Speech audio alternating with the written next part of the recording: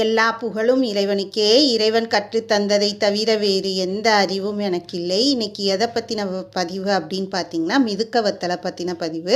இது மிதுக்க வத்தல் அல்லது சுக்கங்காய் வத்தல் அப்படின்னு சொல்லுவாங்க. செட்டிநாடு பகுதிகளில் நிறைய பயன்படுத்துவாங்க. இந்த மிதுக்க வத்தல் பல நன்மைகளை கொண்டுள்ளது. அதாவது அஜீர்ணம்னு சொல்லுவோம் இல்லையா, செரிமான பிரச்சனை இருக்கிறவங்களுக்கு, அப்புறம் மந்தமான செரிமான பிரச்சனை சரி செய்ய உதவுகிறது. இரத்தத்தில் சர்க்கரை அளவை கட்டுப்படுத்தவும் சர்க்கரை நோயை குறைக்கவும் உதவுது. பசியின்மையை போக்கி பசியை தூண்டுகிறது. வாதம் தொடர்பான உடல் வலி இருக்கும் இல்லையா, வாத நோயால் ஏற்படுகின்ற உடல் வலியை குறைக்க உதவுது.